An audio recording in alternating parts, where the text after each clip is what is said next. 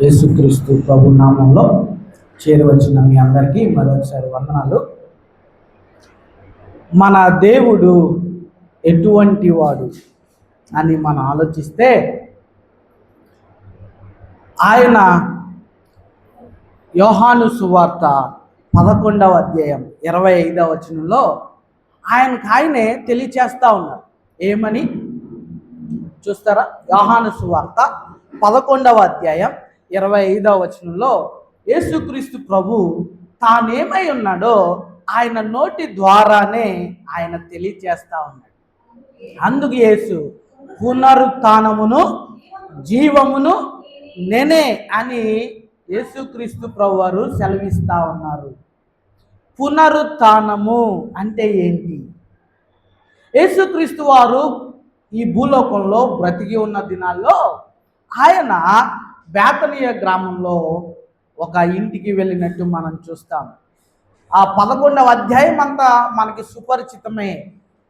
యేసుక్రీస్తు ప్రభువారు ఆ లాజరు సమాధి దగ్గరికి వెళ్ళినప్పుడు ఆయన చెప్తా ఉన్నారు, మార్తా మరియా ఆ రాయిని కొంచెం తొలగించండి అమ్మా అంటే వాళ్ళు చెప్తా ఉన్నారు, ప్రభువా ఆయన చనిపోయి నేటికి 4 రోజులైంది అంటే ఆయన సెలవిస్తా ఉన్నారు.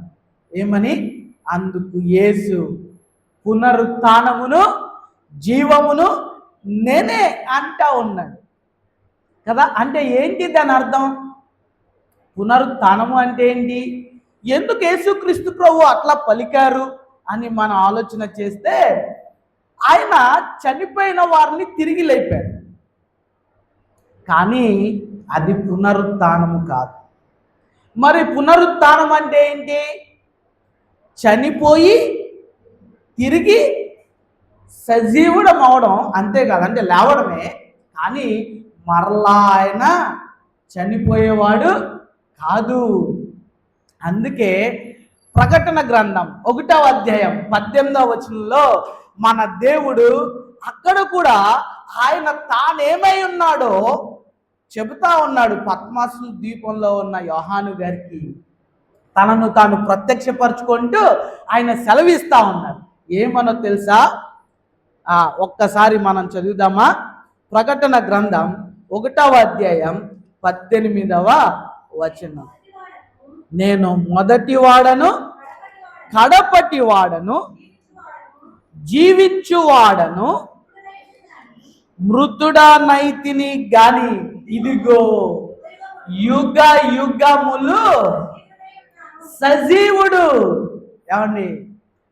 లాజరుని బ్రతికించాడు నిజమే, కానీ లాజరు మరలా చనిపోయాడు. నాయను విధవరాలి కుమారుని బ్రతికించారు దేవుడు నిజమే, కానీ ఆయన తిరిగి చనిపోయాడు. అట్లాగా యేసుక్రీస్తు ప్రభువారు ఈ భూలోకంలో ఉన్న దినాల్లో ఆయన్ని సిలువ వేసిన సందర్భంలో, ఆయన మరణించిన సందర్భంలో, ఆ సాయంత్రం ఆయన వేసిన కేకకి, ఏలి ఏలి సబక్తాని అని ఆయన పెట్టిన కేకకి అక్కడున్న సమాధుల్లో ఉన్న వాళ్ళు తిరిగి లేపబడ్డారు. అయినా వాళ్ళు మరలా చనిపోయారు. కాబట్టి వాళ్ళదేమి కాదు, పునరుత్థానము కాదు. యేసు ఒక్కడే పునరుత్థానము అయ్యాడు. ఆయన సజీవుడు ఎప్పటికీ, యుగ యుగాలకి. అందుకే ఆయన సెలవిస్తా ఉన్నాడు, నేను మృతుడనైతిని గాని యుగ యుగములు సజీవుడనై ఉన్నాను. అందుకే ఆయనని ప్రథమ ఫలము అంటారు కదా. కాబట్టి ఆలోచన చేయండి, మన దేవుడు ఎటువంటి వాడు అంటే ఆయన పునరుత్థానుడైన దేవుడు. అంతేకాదు, జాగ్రత్తగా మనం ఆలోచన చేస్తే ఇంకా ఆయన ఎటువంటి దేవుడు అని అంటే, ఆయన చెప్తా ఉంటారు, నేను యుగ యుగాలు జీవించేవాడు కదా. ఇందులోనే ఏమంటాడంటే అల్ఫాయు ఒమేగయు నేనే అంట. అందుకే ఆయన తన గురించి తాను ఏం చెప్పుకున్నాడని ఆలోచన చేశాం కదా. యోహాను సువార్త ఆయన 5 క్లైమ్స్ చేస్తున్నాడు. దాంట్లో 7 క్లైమ్స్లో 5వ క్లైమ్ ఏంటంటే ఆయన పునరుత్థానమును జీవమును లేని. అందుకే ఈ దేవుణ్ణి మనం ఆరాధన చేయాలి, ఈ దేవుణ్ణి మనం విశ్వాసం ఉంచాలి. ఈ పునరుత్థానానికి ఎటువంటి రుజువులు ఉన్నాయి అంటే చూస్తాం కదా, ఆల్రెడీ మీకు తెలిసినవే, సుపరిచితమైనవే. ఏంటి అంటే లూకా సువార్తలో మనం చూస్తాం, లేకపోతే మార్కు సువార్త 16వ అధ్యాయంలో చూస్తాం. యేసుక్రీస్తు ప్రభు తిరిగి లేచిన ఖాళీ సమాధి నేటికి చరిత్రలో మనకి సజీవ సాక్ష్యంగా ఉంది. అది మొట్టమొదటిదైతే ఇంకా ఏవేవి రుజువులు ఉన్నాయి ఆయన తిరిగి లేచాడు అనడానికి, మనం నమ్మడానికి, విశ్వసించడానికి? ఆలోచన చేస్తే లేఖనాలు సెలవిస్తూ ఉన్నాయి కదా. యేసుక్రీస్తు ప్రభు వారు మానవుడిగా భూలోకానికి రాకముందే యెషయా గ్రంథం 53వ అధ్యాయంలో ఆయన ఏ విధంగా చనిపోతాడో, ఆయన మరలా ఏ విధంగా తిరిగి లేస్తాడో అనే విషయాల్ని మనం ధ్యానం చేస్తాం. కీర్తనలు 16వ అధ్యాయం కదా, అక్కడ కూడా మనం చూస్తాం 10లో అనుకుంటా, నీ పరిస్థితిని కుళ్ళు పట్టనీయవు అని దేవుడు సెలవిస్తా ఉన్నాడు. యోహాను దావీదు గారు ప్రవచిస్తా ఉన్నట్టు మనం చూడగలం. కాబట్టి లేఖనాలు సెలవిస్తా ఉన్నాయి. యేసుక్రీస్తు ప్రభువారు తనకు తానే చాలాసార్లు సెలవిచ్చాడు. ఆయన బ్రతికుండగా ఆయన యెరూషలేము దేవాలయాన్ని చూసినప్పుడు ఆయన చెప్తా ఉన్నాడు, దీన్ని పడగొట్టండి, 3 దినాల్లో నేను దీనిని లేపుతాను అని. దేని గురించి చెప్తా ఉన్నారు ఆయన? ఆయన తన మరణ పునరుత్థానాల గురించి చాలాసార్లు శిష్యులకి తెలియచేసి ఆయన ఏం చేస్తా ఉన్నారంటే శిష్యులను బలపరుస్తూ ఉన్నారు, ఆదరిస్తూ ఉన్నారు. ఈ విషయాలు మనకు అర్థం కావాలి. ఏంటి అంటే ఇంకా ఏమేమి సాక్ష్యాలు ఉన్నాయి అంటే ఆ రోజున యేసుక్రీస్తు ప్రభువారు తిరిగి లేచినప్పుడు ఆ ఖాళీ సమాధి ఒకటే కాదు, అక్కడ శిష్యులు ఉన్నారు, అపోస్తలులు ఉన్నారు. మొట్టమొదటిగా మగ్దలేనే మరియకి యేసుక్రీస్తు వారు ప్రత్యక్షపరుచుకున్నప్పుడు ఆమె వెళ్ళి చెప్తా ఉంది, యేసుక్రీస్తు తిరిగి లేచాడు అని చెప్తా ఉన్నప్పుడు ఆమె సాక్ష్యాన్ని నమ్మలేదు. అందుకే యోహాను, పేతురు గారు ఏం చేశారు? సమాధిలోనికి వెళ్ళారు. అక్కడ రుమాలు ఎట్లా ఉంది? చుట్టబడి కదా, చక్కగా ఎవరో చుట్టి పేర్చి చక్కగా మనం లేచిన వెంటనే దుప్పటి ఎట్లా మడత పెడతామో అట్లాగా ఆయనకి చుట్టబడిన క్లాత్ చక్కగా పేర్చి చక్కగా ఫోల్డ్ చేసి అక్కడ పెట్టినట్టు మనం చూడగలం. అంటే అపోస్తలులు కూడా ఆ రోజున ఏం చేశారు? పునరుత్థానాన్ని గురించి సాక్ష్యం చెప్తా ఉన్నారు. అంతేనా? ఈ శిష్యులు వెళ్ళినప్పుడు వాళ్ళు యేసుక్రీస్తు ఎక్కడ, ఆయన శవమేది అని వెతుకుతా ఉన్నప్పుడు అక్కడ ఎవరు కనిపించారు? 2 దేవదూతలు కనిపించినట్టు మనం చూస్తాం కదా.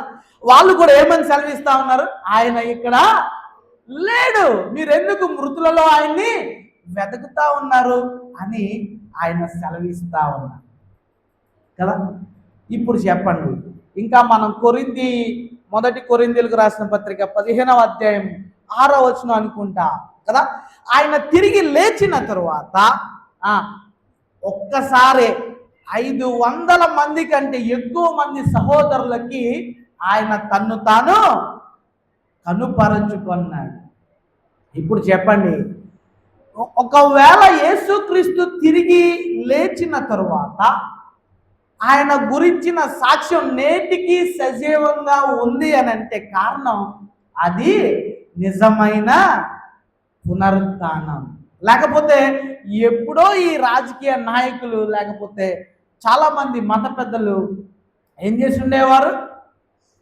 యేసుక్రీస్తు లేడు, చచ్చిపోయాడు అని ఉండేవారు, తిరిగి లేవలేదు అని ఉండేవారు కదా. ఆ రోజునే చాలా ప్రయత్నాలు జరిగాయి కదా. లంచాలు ఇచ్చి ఎవరికి? సైనికులకి ఏమని చెప్పారు? ఆయన నిద్రపోతా ఉంటే, ఎవరు శిష్యులు నిద్రపోతూ ఉంటేనంట ఆయన శిష్యులు ఎత్తుకెళ్ళిపోయారట. చూడండి వాళ్ళు ఎన్ని అబద్ధాలు చెప్పినా ఇది చారిత్రాత్మక సత్యం. ఏంటది? యేసుక్రీస్తు తిరిగి లేచాడు. అందుకే ఆయన సజీవుడైన దేవుడు. మనం ఆషామాషి దేవుణ్ణి నమ్ముకోవడం లేదండి.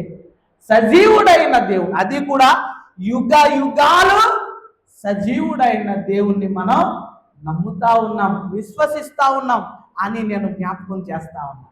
అలాగైతే ఈ పునరుత్థానం వలన మనకి ఒరిగినదేంటి, మనకి ఏమేమి ధన్యతలు వచ్చాయి ఆలోచన చేస్తే ఒక్కొక్కటిగా మనం ఆలోచన చేద్దాం. ఈ పునరుత్థానం వలన మనకి కలిగినవి ఏమిటి, మనకు ఎటువంటి ధన్యతలు కలిగాయి, మనకి ఏమి వచ్చింది అనేది మనం ఆలోచన చేద్దాం. రోమియోలకు రాసిన పత్రిక 4వ అధ్యాయం 25వ వచనం ఇలా సెలవిస్తా ఉంది. రోమియోలకు రాసిన పత్రిక 4వ అధ్యాయం 25వ వచనం. ఆయన మన అపరాధముల నిమిత్తము అప్పగింపబడి మనము నీతిమంతులముగా తీర్చబడుటకై లేపబడెను. నిన్నే మనం చూసాం నీతికీకరణలో కదా, దేవుడు అందరినీ నీతిమంతులుగా చేస్తా ఉన్నాడు.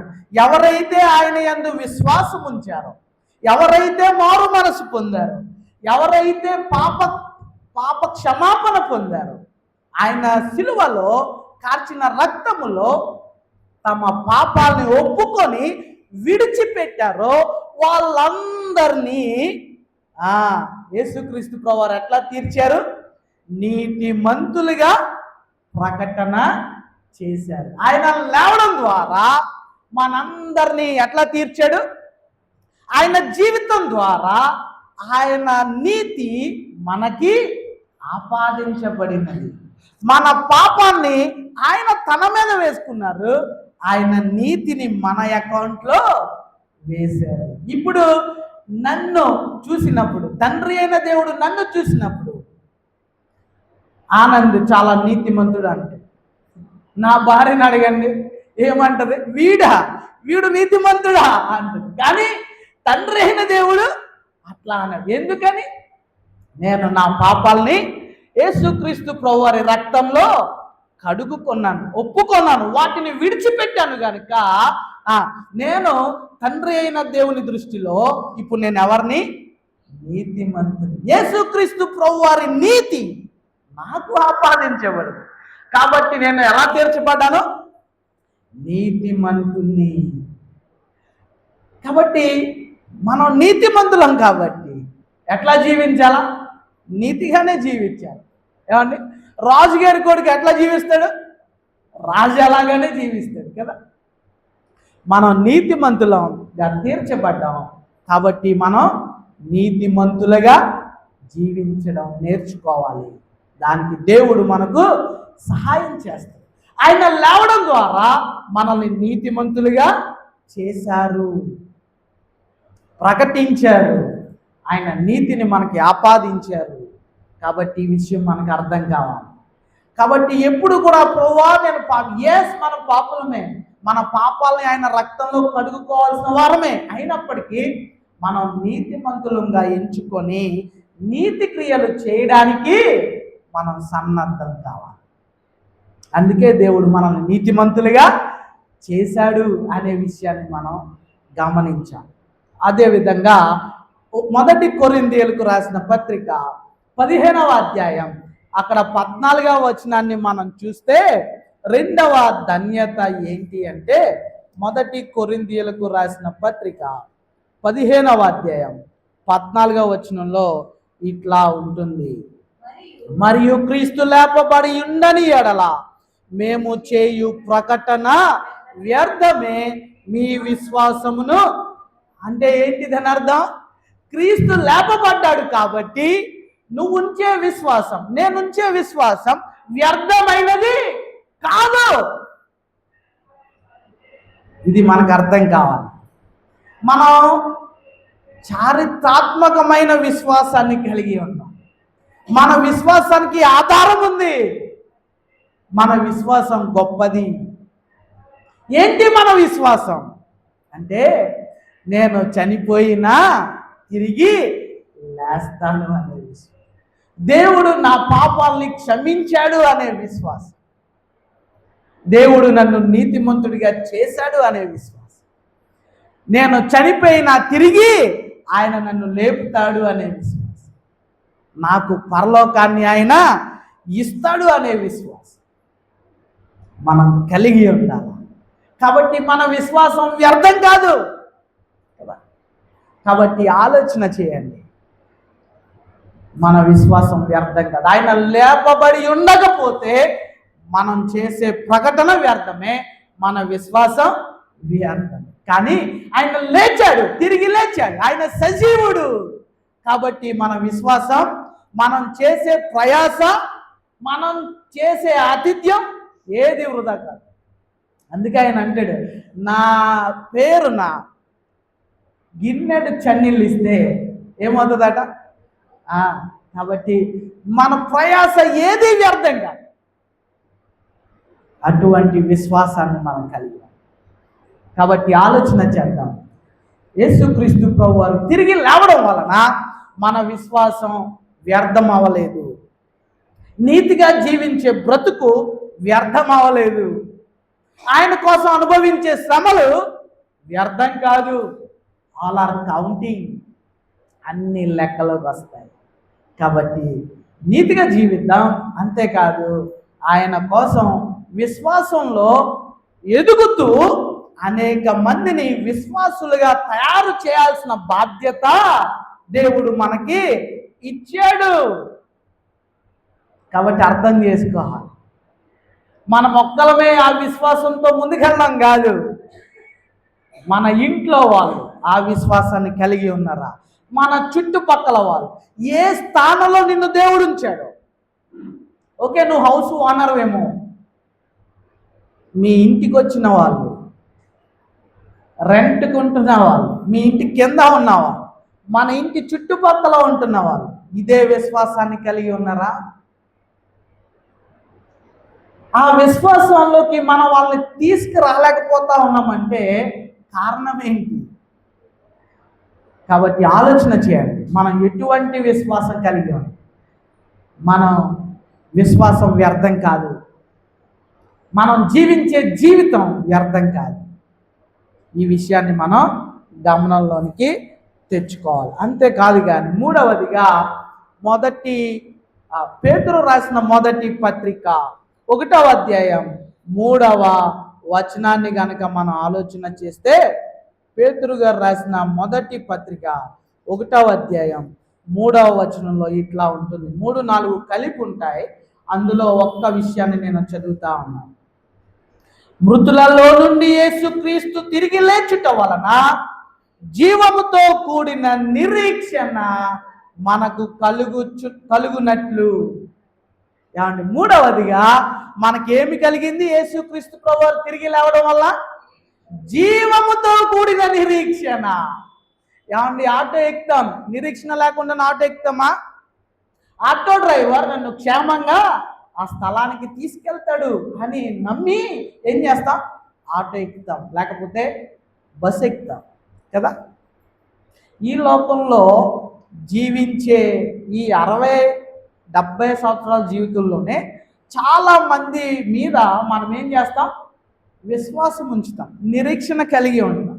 ఇప్పుడు ఆటో డ్రైవర్ సేఫ్గా తీసుకెళ్తాడా అంటే ఆటో డ్రైవర్కి లైసెన్స్ ఉందని అడుగుతామా? అని అడగాం కదా. ఆటో ఎక్కి కూర్చుంటాం, ఎందుకంటే నన్ను ఆయన క్షేమంగా తీసుకెళ్తాడనే నిరీక్షణ. అదేవిధంగా మన దేవుడు ఏం చేస్తాడు? మనకి నిరీక్షణ ఏంటి? ఏ నిరీక్షణ ఇది? జీవము గల నిరీక్షణ. ఏంటి ఈ జీవము గల నిరీక్షణ? నన్ను మరలా తిరిగి లేపుతాడు చనిపోయిన. అంతేకాదు, నాకు నిత్య జీవాన్ని ఇస్తాడు. అంతేకాదు, ఆయన నన్ను ఆయన తిరిగి వస్తాడు, తనతో తీసుకువెళ్తాడు అనే నిరీక్షణ మనకి ఉండాలి. జీవము గల నిరీక్షణ, శుభప్రదమైన నిరీక్షణ ఇది. ఎంత మంచి నిరీక్షణ! మిగతా వాళ్ళు చూడండి చనిపోతే ఎంత దుఃఖంతో ఏడుస్తారో కదా. తెస్సలోనికీయులకు రాసిన పత్రికలో మనం చూస్తాం, పౌలు గారు వాళ్ళకి చెప్తా ఉంటారు, వాళ్ళకి నిరీక్షణ లేదు, కానీ మనకి నిరీక్షణ ఉంది. మన ప్రియమైన వారు చనిపోయినప్పుడు మనం నిరీక్షణ లేని ఇతరుల వలె దుఃఖపడం. ఎస్, మరలా ఒక రోజున ఆయన్ని నేను కలుసుకుంటా, ఆయన్ని చూస్తాను అనే నిరీక్షణ దేవుడు మనకి అనుగ్రహించాడు. మరలా ఆయన తిరిగి వచ్చినప్పుడు తన వారిని, మృతులను ఆయన తీసుకొస్తాడు. సజీవులమై ఉంటే మనల్ని ఆయన తన దగ్గరికి తీసుకువెళ్తాడు. అప్పుడు మన వారందరినీ మనం చూస్తామనే నిరీక్షణ. కాబట్టి మనకి అర్థం కావాలి, మనకున్న నిరీక్షణ జీవముతో కూడిన నిరీక్షణ. ఈ నిరీక్షణ కలిగి మనం ఈ భూలోకంలో మన జీవనాన్ని కొనసాగిస్తూ ఉన్నప్పుడు మనకు ఎటువంటి అపనమ్మకం ఉండకూడదు కదా. పాప మరణ భయం చేత జీవితాంతం బ్రతికే మనల్ని పాపపు ముళ్ళను విరిచి పాప దాస్యం క్రిందనున్న మనలను ఆయన ఏం చేశాడు? విడిపించాడు అని హెబ్రీ 2:14 అనుకుంటా మనం చూస్తాం కదా. కాబట్టి ఆలోచన చేయండి, మనకి నిరీక్షణ ఉంది, మిగతా వాళ్ళకి ఈ భూలోకంలో ఉన్న యేసుక్రీస్తు నమ్మని జనులకు నిరీక్షణ లేదు. కాబట్టి మనం నిరీక్షణ కలిగి జీవించి వాళ్ళకి కూడా ఈ నిరీక్షణ కలిగేటట్లు మనం జీవించాలి. అటువంటి జీవితాన్ని మనం జీవించాలి అని మనం అర్థం చేసుకుంటా ఉన్నాం. అలాగైతే ఇంకా ఆయన తిరిగి లేవడం వలన మనకి ఏమి కలిగింది అని మనం ఆలోచన చేస్తే ఎఫెసీయులకు రాసిన పత్రిక 4వ అధ్యాయం 8వ వచనంలో మనం ఈ విధంగా చూస్తాం. ఆయన చెరగా కొనిపోయి ఏమి అనుగ్రహించాడు? ఆయన ఆరోహణమైనప్పుడు చెరగా కొనిపోయి మనకు ఏమి అనుగ్రహించాడు అంటే ఈవులను. వేటిని? ఈవులు అంటే ఏంటవి? వరములు. వరాల్ని దేవుడు నీకు నాకు ఇచ్చాడు. ఇప్పుడు ఈ వరాలతో ఏం చేయాలి? ఆయన్ని సేవించాలి, ఆయన ప్రజల్ని సేవించాలి. అంతేకాదు ఈ భూలోకంలో ఉన్న ప్రజలందరినీ వాటితో మనం వాళ్ళని ఆదరించాలి. అందుకే దేవుడు మనకి ఈవులను అనుగ్రహించాడు. మనం పాట పాడితే వాళ్ళకి ఏం కలగాల? నెమ్మది, ధైర్యం, ఆదరణ, నిరీక్షణ కలగాలి. మనం మాట్లాడితే నిరీక్షణ లేని ప్రజలకి నిరీక్షణ కావాలి. ఆదరణ లేక, ఓదార్పు లేక ప్రజలు ఎట్లా ఉన్నారు? అస్తవ్యస్తంగా ఉంది లోకం. మరి ఆ ఈవులు దేవుడు నీకు ఇస్తే ఆ ఈవులేంటో గుర్తించి వాటితో సేవ చేయగలుగుతా ఉన్నామా? వాటిని ఉపయోగించుకోగలుగుతా ఉన్నామా కదా. కాబట్టి ఆయన ఎన్ని వరాల్ని మనకు అనుగ్రహించాడో వాటిని మనం దృష్టిలో పెట్టుకొని వాటి ప్రకారం మనం ఏం చేయాలా? సాధన చేస్తూ ఆ ఈవుల్ని. చాలామందికి ఆతిథ్యం ఇచ్చేవారు ఉంటుంది, కొంతమందికి పాటలు పాడేవారు ఉంటుంది కదా, కొంతమందికి వాక్యం చెప్పేవారు ఉంటుంది, కొంతమందిని మాట్లాడి ఓరడించే వరం. ఇటువంటి వరాలు దేవుడు ఎన్ని ఇచ్చాడు? వాటిని గుర్తించి మనం ఏం చేయాలా? ఆ దేవుణ్ణి సేవించాలి. దేవుని రూపంలో ఉన్న ఈ ప్రజలను ఆయన వైపుకు తీసుకురావాలి. కాబట్టి ఆలోచన చేద్దాం. అంతేకాదు, ఎందుకు ఈ పునరుత్థానం వలన మనకి ఏం కలిగింది అంటే మనం ఆషామాషిగా జీవించుకోవాలి కదా. అపొస్తలుల కార్యములు 17వ అధ్యాయం 31వ వచనంలో అపొస్తలుడైన పౌలు గారు ఏమని సెలవిస్తా ఉన్నారో తెలుసా? అక్కడ ఆలోచన చేస్తే ఆయన తిరిగి లేవడం వలన ఏముందో తెలుసా? తీర్పు తీర్చే దినాన్ని ఆయన నియమించాడు అనేది మనం చూస్తాం. అపొస్తలుల కార్యములు 17వ అధ్యాయం 31వ వచనాన్ని కనుక మనం అక్కడ చదివితే, ఒకసారి చదువుతా ఉన్నాను, ఆలోచన చేద్దాం. ఎందుకనగా తాను నియమించిన మనుషుని చేత నీతిని అనుసరించి భూలోకమునకు తీర్పు తీర్చబోయేడి ఒక దినమును నిర్ణయించి ఉన్నాడు. మృతులలో నుండి ఆయనను లేపినందున, ఏమండి, ఆయన మృతులలో నుండి లేచాడు కాబట్టి, తండ్రి అయిన దేవుడు ఆయన్ని లేపాడు కాబట్టి దీనిని నమ్మడానికి, తీర్పు ఉంది అని నమ్మడానికి ఆధారం ఆయన కలుగజేశాడు. ఏమండి, తీర్పు ఉంది, విశ్వాసుల తీర్పు ఉంది, అన్యజనులకి తీర్పు ఉంది. విశ్వాసులమైన మనము ఎట్లా జీవిస్తా ఉన్నాం? ఆయన ఇచ్చిన ఈవులను తీసుకొని, ఆయన ఈవుల్ని పొందుకొని, ఆయన ఇచ్చిన నిరీక్షణను పొందుకొని, ఆయన ప్రకటించిన నీతి మంతునిగా ప్రకటించిన సర్టిఫికేట్ పట్టుకొని ఎట్లా జీవించాం? ఎంతమందిని ఆయన కోసం మనం సేవ చేసాం? ఆయన కోసం ఈ విషయాలన్నీ ఆయన లెక్కలోకి తీసుకొస్తాయి. ఖచ్చితంగా మనకి బహుమానాలు ఉన్నాయి, తీర్పు ఉంది. మధ్యాకాశంలో 7 సంవత్సరాలు ఆయనతో ఉండబోతా ఉన్నాం. అప్పుడు ఆయన మనకి బహుమానాలు ఇవ్వబోతా ఉన్నాం. మనం చేసిన ప్రతి పనికి ఆయన ప్రతిఫలం ఇవ్వబోతా ఉన్నాం. కాబట్టి ఆలోచన చేద్దాం. తీర్పు ఉంది కాబట్టి మనం జాగ్రత్తగా ఉండాలి అనే విషయాన్ని మనం గమనంలోనికి తెచ్చుకోవాలి. కాబట్టి ఆఖరుగా నేను చెప్తా ఉన్నాను, ఆయన తిరిగి లేవడం వలన మనల్ని నీతిమంతులుగా తీర్చాడు. రెండవదిగా మన విశ్వాసం వ్యర్థం కాదు. మూడవదిగా మనకి నిరీక్షణ ఇచ్చాడు. నాలుగవదిగా మనకి ఈవుల్ని ఇచ్చాడు. ఐదవదిగా తీర్పు ఉంది కాబట్టి నీతిమంతులుగా మనం భూలోకంలో బాధ్యతాయుతంగా జీవించాలి అనే విషయాల్ని మనం ఆలోచన చేస్తా ఉన్నాం. అలాగైతే ఇప్పుడు కొంచెం ప్రాక్టికల్గా నేర్చుకుందాం. ఈ పునరుత్థాన బలాన్ని ఎరిగిన శిష్యులు కదా ఎట్లా జీవించారు, ఎలా ఉన్నారు? ఓకే, రాత్రి చక్కగా మాట్లాడుతూ ఉంటే తమ్ముడు ఏమంటా ఉన్నాడంటే, పేతురు గారు ఇలా ఇలా అంటా ఉన్నాడు. అంటే ఆయన ఇలా అయ్యాడు కదా, రైట్, నిజమే. ఒకసారి ఆలోచన చేద్దాం. పేతురు గారి జీవితాన్ని మనం ఆలోచన చేస్తే అసలు మన దేవుడు ఎంత మంచి దేవుడో, ఆయన తిరిగి లేచిన తరువాత ఎంత చక్కగా ఆయన తన శిష్యుల్ని మరలా కలుసుకొని, ఇంచుమించు ఎన్నిసార్లు కలుసుకున్నాడండి ఆయన ఆరోహణం అవ్వక ముందు?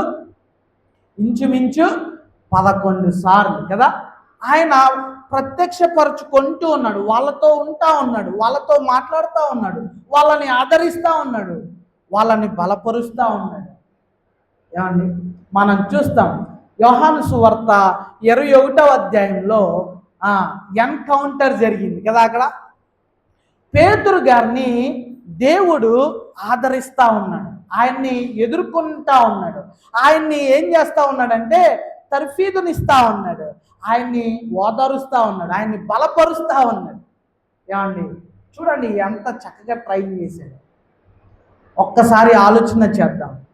ఆయన అంతకుముందు ఎలా ఉన్నాడు అంటే, యేసుక్రీస్తు ప్రభువారు చెప్తా ఉన్నారు, ప్రభువా నువ్వు చనిపోని అవసరం లేదు, నువ్వు చనిపోయే టైంలో నీ కోసం నా ప్రాణం పెట్టాల్సి వస్తే నేను రెడీ అంటే. అప్పుడు దేవుడు చెప్తాడు, నువ్వు కోడి కూయక ముందే 3 సార్లు నన్ను ఎరుగవని బొంకుతావు అని చెప్తాడు కదా. మనం చూస్తాం లూకా సువార్త 22వ అధ్యాయం ఈ విషయాలు. అప్పుడు యేసయ్య చెప్తారు చాలా క్లియర్గా, కంగారు పడకు అని కదా. చిన్నది, నువ్వు ఆయనతో కూడా ఉన్నావు కదా, నువ్వు కూడా ఆయన శిష్యుడు కదా అంటే, ఆయన ఎవరో నాకు తెలియదు అని బొంకిన అబద్ధం ఆడిన శిష్యుడు ఇప్పుడు ఎలా తయారయ్యాడు? యేసుక్రీస్తు ప్రభువారిని ఎదుర్కొన్న తర్వాత, పునరుత్థాన బలాన్ని పొందిన తర్వాత ఎలా మారాడో మనం చూస్తాం. అపోస్తలుల కార్యములు 5వ అధ్యాయంలో ఎలా మారిపోయాడు ఆయన అని మనం ఆలోచన చేస్తే, అక్కడ ఒక చిన్న అబద్ధం ఆడాడు ఒక వ్యక్తి కదా, అబద్ధాన్ని బయట పెట్టాడు ఆయన. పరిశుద్ధాత్మ దేవుని సహాయం వలన ఆయన ఏం చేస్తా ఉన్నాడు, అరే you are cheating the holy spirit of God అని చెప్తా ఉన్నాడు. నువ్వు దేవునికి వ్యతిరేకంగా మాట్లాడతావు, దేవునితో అబద్ధం ఆడుతా ఉన్నావు. నీకెంత ధైర్యం? ఆలోచన చేయి. అంతకుముందు అబద్ధాలు ఆడిన పేతురు గారు ఇప్పుడు పునరుత్థాన బలాన్ని ఎరిగిన తరువాత అబద్ధాన్ని సహించలేని వ్యక్తి, అబద్ధాలని బయట పెట్టే వ్యక్తిగా ఆయన తయారైపోయాడు. చూడండి అక్కడ సంఘ కాలంలో ఏం జరిగింది అంటే, అననీయ సప్పీరాలు చిన్న అబద్ధం ఆడటం వల్ల తమ ప్రాణాల్ని కోల్పోయారు. ఆలోచన చేద్దాం. యేసుక్రీస్తు పునరుత్థాన బలం ఎరిగిన మనం గత జీవితానికి ఇప్పుడున్న జీవితానికి ఏమైనా మార్పు ఉందా? మనం పేతురు గారి జీవితంలో చూస్తాం. మరి ఆ మార్పు ఏది మనలో? ఆలోచన చేయాలి. కాబట్టి మార్పు కనిపించకపోతే పునరుత్థాన బలాన్ని ఎరిగి ఉన్నాను అని చెబుతూ ఎట్లా జీవిస్తా ఉన్నాం? ఆలోచన చేయాలి. రెండవదిగా ఆయన ఎటువంటి వాడంటే, ఒకసారి అంటే యేసుక్రీస్తు ప్రభువారు ఆ గెత్సెమనే తోటలో ఆఖరు రాత్రి ఆయన వేదనతో ప్రార్థన చేసుకుంటానికి వెళ్ళారు. అదే టైంలో ఆయన శిష్యుల సహాయం తీసుకున్నారు కదా. పేతురు నా కోసం ప్రార్థన చేయి, మెలకుగా ఉండి మీరు ప్రార్థన చేయండి అని చెప్పి పేతురు గారితో సెలవిచ్చి ఆయన రాతివేత దూరం వెళ్ళి ఏం చేస్తా ఉన్నారు? ప్రార్థన చేసుకుంటా ఉన్నారు. మరలా ఆయన తిరిగి వచ్చేసరికి పేతురు గారు ఏం చేస్తా ఉన్నారు? నిద్రపోతూ. అదే పేతురు యేసుక్రీస్తు ప్రభువారి పునరుత్థాన బలాన్ని పొందిన తరువాత ఏమయ్యాడు అని ఆలోచన చేస్తే, అప్పుడు అలసిపోయాడు, నిద్రపోయాడు. కానీ నిజానికి యేసుక్రీస్తు ప్రభువారు చాలా వేదనతో ఉన్నారు కనుక ఆయన శిష్యుల సహాయం అడుగుతా ఉన్నారు, నా కోసం ప్రార్థన చేయండి. కానీ ఇక్కడ యేసుక్రీస్తు ప్రభువారికి చాలా వేదన ఉంది. ఎందుకంటే రేపొద్దున ఆయన పొందవలసిన శ్రమల్ని ఆయన చూస్తూ ఉన్నాడు, గుర్తు చేసుకుంటా ఉన్నాడు. అందుకని యేసయ్యకి నిద్ర పట్టడం. కానీ ఇప్పుడు చూడండి, అపొస్తలుల కార్యంలో 12వ అధ్యాయంలో మనం చూస్తే అక్కడ పేతురుని ఏం చేస్తా ఉన్నారు? తీసుకెళ్ళి చెరసాల్లో వేసినప్పుడు అక్కడ ఏంటి అంటే రేపు పొద్దున్న ఏం చేస్తారంటే ఆయన్ని చంపేస్తారన్న. అటువంటి సందర్భంలో కూడా ఆయన ఏం చేస్తా ఉన్నాడు? చక్కగా నిశ్చింతగా నిద్రపోతా ఉన్నాడు. దేనితో అంటే నిరీక్షణ కలిగిన పేతురు, నెమ్మది కలిగిన పేతురుని మనం చూస్తాం. ఎంతగా నిద్రపోయాడంటే దేవదూత వచ్చి ఆయన్ని లేపినా లేవలేనంతగా కదా. అంటే గత జీవితంలో నిద్ర పట్టలేదు పేతురుకి. ఎక్కడా అంటే యేసుక్రీస్తు ప్రభువారిని సిలువ వేస్తా ఉన్నాడు, పశ్చాత్తాపడ్డాడు. అబద్ధం ఆడినప్పుడు పశ్చాత్తాపడి ఏడ్చి ఉన్న పేతురు ఇప్పుడు క్షేమంగా నెమ్మదితో నిరీక్షణ కలిగి జీవిస్తా ఉన్నాడు. ఏ పరిస్థితుల్లో అయినా ధైర్యంగా నిరీక్షణ కలిగి ఉండగలడు అనే విషయాన్ని ఆయన చెప్తా ఉన్నాడు.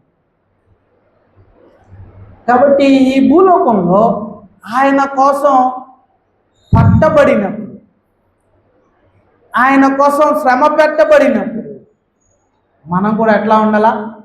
నిశ్చింతగా ఉండాలి, నెమ్మదితో ఉండాలి, ధైర్యంగా ఉండాలి. చూడండి పేతురు గారి జీవితం ఎంత చక్కగా మారింది. అంతకుముందు పారిపోయాడు, ఇప్పుడు ఏం చేస్తా ఉన్నాడు? ధైర్యంతో తను తాను అప్పగించుకుంటాడు. సైనికులు బొండలు వేసేసి కాళ్ళకి తీసుకెళ్ళిపోయి అక్కడ చెరసాల్లో వేసినప్పుడు ఆ పరిస్థితులు ఎట్లా ఉన్నాయో తెలియదు. ఆ పరిస్థితిలో నిద్ర వస్తుందండి? రేపు చనిపోతానంటే ఈరోజు నైట్ నిద్ర వస్తుందా? కానీ నిశ్చింతగా ఉన్నాడే. ఇప్పుడు చెప్పండి, మనం ఈ లోకంలో పొందే చిన్న చిన్న శ్రమలకి ఏమవుతా ఉన్నాం? గలిబిలైపోతా ఉన్నాం. నిజంగా నువ్వు పునరుత్థాన బలాన్ని ఎరిగి ఉంటే మన నమ్మకం ఎవరి మీద? మనం ఎవరి మీద ఆనుకుంటా ఉన్నాం? ఆలోచన చేయండి. ప్రతి చిన్న విషయానికి మనం గలిబిలైపోకూడదు. మన దేవుడు సజీవుడు, యుగ యుగాలు ఉన్నాడు. ఆయన నాకు నిరీక్షణ ఇచ్చాడు.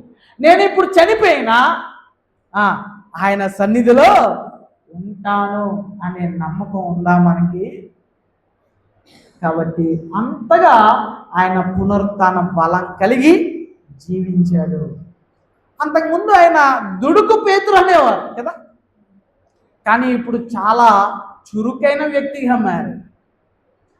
ఏంటి దుడుకు అంటే? దుడుకు అంటే ఆలోచన లేని మాటలు మాట్లాడేవాడు. ఏమండి? అనాలోచనగా మాట్లాడేసేవాడు, ఏది పడితే అది మాట్లాడేవాడు. అందుకే పేతురుకి ఉన్న మరొక పేరు ఏంటంటే దుడుకు పేతురు అనేవాడు.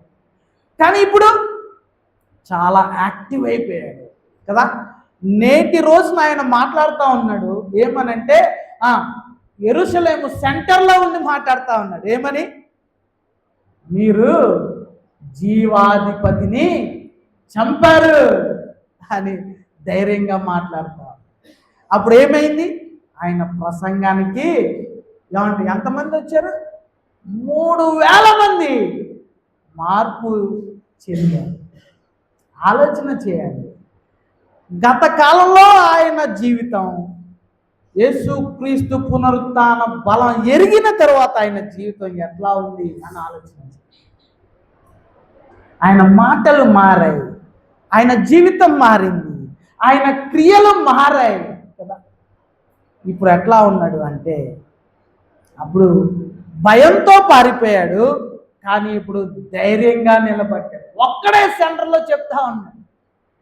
అప్పుడు చిన్నదానికి భయపడ్డాడు, కానీ ఇప్పుడు ఎక్కడికి వచ్చాడు? సెంటర్లోకి వచ్చేసాడు. యెరూషలేము సెంటర్లో నించుని అరే మీరు జీవాధిపతిని చంపారంటే వాళ్ళు ఊరుకుంటారు. ఎంత ధైర్యం ఆయనకి! ఎలా వచ్చింది ధైర్యం? ఎవరిచ్చారు? దేని వల్ల కలిగింది? ఇప్పుడు చెప్పండి. ఈ పునరుత్థాన బలం కలిగిన మనం ఆ దేవుణ్ణి ప్రకటిస్తా ఉన్నాం. ఆ దేవుని కొరకు సాక్షిగా నిలబడతా ఉన్నాం. ఆలోచన చేయండి. నిజానికి ఈ పేతురు గారి జీవితం మనకి చాలా కనువిప్పు, మనకి చాలా పాఠాలు నేర్పుతా ఉంది ఆయన జీవితాన్ని కనుక స్టడీ చేస్తే. కాబట్టి నేను ముగిస్తా ఉన్నాను. ఆయన సత్యవంతుడిగా మారాడు, అంతేకాదు చురుకుగా మారాడు, అంతేకాదు ఆయన అంతకుముందు అసూయ పడేవాడు ఆయన, కానీ ఇప్పుడు ప్రోత్సహించేవాడిగా ఉన్నాడు. చిన్నవాడు గద్దిస్తూ ఉన్నప్పుడు, అంటే ఎవరు? పౌలు గారు ఆయన్ని గద్దిస్తూ ఉన్నప్పుడు ఆయన చిన్నపుచ్చుకోలేదు, ఆయన ప్రోత్సహించాడు. కాబట్టి ఆలోచన చేయాలి. పునరుత్థాన బలం ఎరిగి ఉన్న పేతురు గారు ఎట్లా జీవించారో ఇవన్నింటినీ మనం ధ్యానం చేస్తూ పునరుత్థాన బలంతో మనం ముందుకు వెళ్ళాలి అని దేవుడు మనకు సెలవిస్తాడు. నేను ముగిస్తా ఉన్నాను. ఆలోచించండి. మనం పునరుత్థాన బలం కలిగి ఉన్నామని చెప్పుకుంటూ ఎన్నిసార్లు అబద్ధాలు ఆడుతా ఉన్నాం, ఎన్నిసార్లు ధైర్యంగా ఆయన కోసం నిలబడలేకపోతాం, ఎన్నిసార్లు ఆయన కోసం సాక్ష్యం చెప్పకుండా సైలెంట్ అయిపోతాం.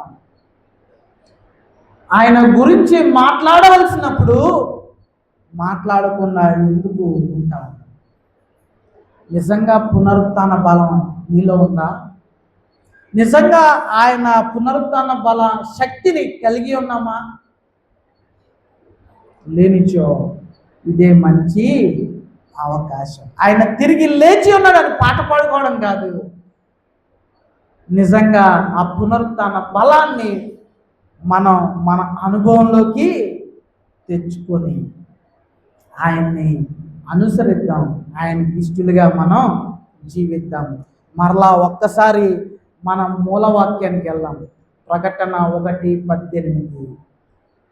ప్రకటన 1:18. నిజంగా ఆయన ఎటువంటి వాడు అంటే యుగ యుగములు సజీవుడు. ఆఖరిగా ఒక్క మాటని గుర్తు చేస్తా ఉన్నా. ఏంటి అంటే కొలస్సీయులకు రాసిన పత్రిక 3వ అధ్యాయం 1వ వచనం ఇట్లా సెలవిస్తా ఉంది. మీరు క్రీస్తుతో కూడా లేపబడిన వారైతే వేటిని వెతకాలట? మనం పైనున్న వాటిని వెతకండి అంటాం.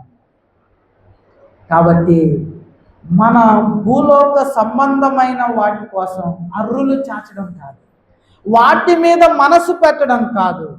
మన మనసు దేని మీద ఉండాలి? పైనున్న వాటిని. ఎవరున్నారు పైన? దేవుడు. ఏముంది పైన?